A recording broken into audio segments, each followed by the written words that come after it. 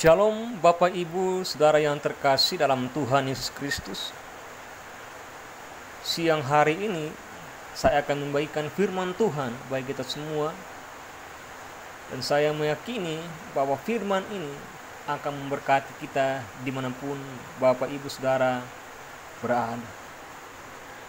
Pembacaan firman Tuhan yang terambil dalam Yesaya pasal 41 ayat yang ke-10. Firman Tuhan berkata demikian, "Janganlah takut, sebab aku menyertai engkau. Janganlah bimbang, sebab aku ini Allahmu. Aku akan meneguhkan, bahkan akan menolong engkau. Aku akan memegang engkau dengan tangan kananku yang membawa kemenangan." Dalam ayat ini, ayat yang ke-10, kita dinasehati, dikuatkan oleh firman Tuhan bahwa janganlah engkau takut, sebab ada Allah yang senantiasa menyertai engkau.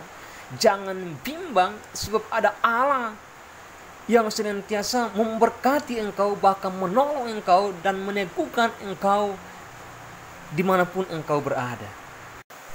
Untuk itu, mari senantiasa berserah kepada Tuhan. Jangan pasrah dengan keadaan kita.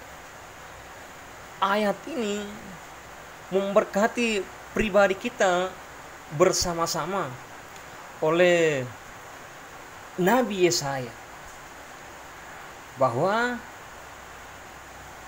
jangan takut dengan keadaan yang terjadi, karena Allah selalu menyertai engkau. Oleh karena itu, bawa hidupmu senantiasa berserah kepada Tuhan. Kata berserah kepada Tuhan berarti apa? Turut dan mengikuti kehendak Tuhan dalam hidupnya. Berserah itu kata kerja aktif yang bermakna menyerahkan segala sesuatu kepada Allah karena percaya atau iman bahwa Allah akan memeliharanya dan memberikan yang terbaik kepada kita. Dalam pengertian rohani, bahwa berserah adalah tindakan iman yang mempersilahkan Tuhan untuk ikut campur tangan dalam hidupnya. Nah, sedangkan Anda kalau melihat kata pasrah itu adalah menyerah, tidak berbuat apa-apa, berpikir yang negatif, pesimis, kehilangan pengharapan, sehingga tidak bisa berbuat apa-apa lagi. Ada beberapa contoh dalam Alkitab yang mencerminkan bagaimana seorang yang senantiasa berserah kepada Tuhan dan tidak pernah takut dengan keadaan, karena dia yakin ada penolong yang senantiasa memberkati kehidupannya. Pertama yaitu perempuan Kanaan. Dalam Matius pasal yang ke-15 ayat yang ke-21 sampai ayat yang ke-28. Pada ayat ini mengingatkan pada perempuan Kanaan yang pemberani.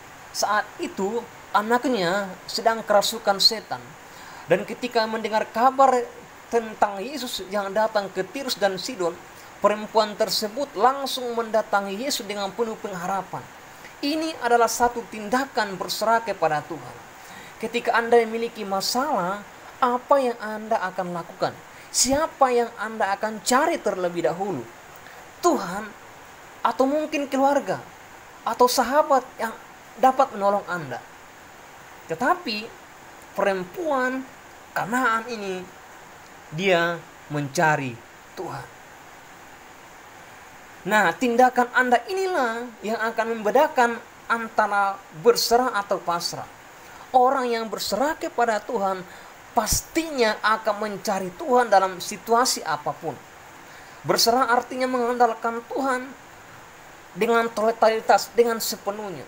Orang yang berserah kepada Tuhan tahu bahwa tidak ada yang dapat menolong atau menolongnya selain Yesus.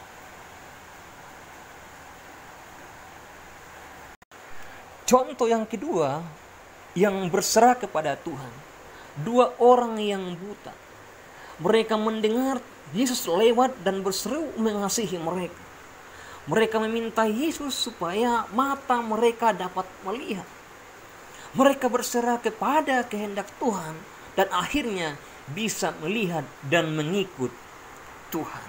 Ini dua contoh orang yang berserah kepada Tuhan, yaitu perempuan Kanaan dan dua orang buta. Dalam Alkitab juga dituliskan ada orang yang pasrah. Contohnya yaitu Yudas Iskariot. Dia adalah seorang yang pesimis. Orang yang pernah menjual Yesus dengan 30 keping perak. Dia menjauh dari Tuhan dan menggantung diri. Kalau Anda baca dalam Matius pasal yang ke-27 ayat yang kelima, maka ia pun melemparkan uang perak itu ke dalam bait suci, lalu pergi dari situ dan menggantung diri. Yudas Iskariot tidak lagi bisa berpikir yang baik. Yang dia pikirkan adalah sesuatu pikiran yang negatif. Kenapa? Keadaan pasrah. Bagaimana berserah kepada Tuhan? Kita baca dalam Matius 11 ayat yang ke-28 sampai ayat yang ke-30. Marilah kepadaku semua yang letih lesu dan berbeban berat. Aku akan berikan kelegaan kepadamu. Pikullah kuk yang kupasang dan belajarlah kepadaku, karena aku lemah lembut dan rendah hati, dan jiwaku akan mendapat ketenangan. Sebab kuk yang kupasang itu enak dan bebanku pun ringan. Yang pertama, Anda harus berdoa. Mendekatkan diri kepada Tuhan.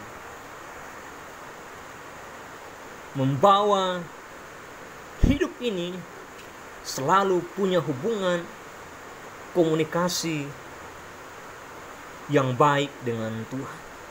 Pertama, Anda rajin doa. Mari bawa hidup kita kepada Tuhan. Rajin doa. Komunikasi yang benar dengan Tuhan. Itu yang pertama, berdoa. Yang kedua, Anda harus selalu percaya kepada Tuhan. Yang ketiga, belajarlah pada Yesus. Belajar berserah dan mengenal kehendaknya dalam Alkitab, maka jiwa kita akan mendapat ketenangan. Belajar dengan keteladanan Yesus. 4. Pikul kuk yang dipasang Tuhan. Percayakan masalah kita kepada Tuhan. Serahkan diri sepenuhnya kepada Tuhan, tapi bukan menyerah. Taat pada rencana dan kehendak Tuhan. Puji nama Tuhan. Masalah boleh datang, tapi jangan gerikan, tapi jangan jadikan diri kita sebagai orang yang pasrah. Jangan menyerah kepada masalah, tapi hendaklah kita serahkan pergumulan kita hanya kepada Allah. Berserah kepada Tuhan tidak berarti pasrah, karena Tuhan tidak suka orang yang pasrah. Belajar berserah kepada Tuhan. Amin. Shalom. Tuhan memberkati kita semua.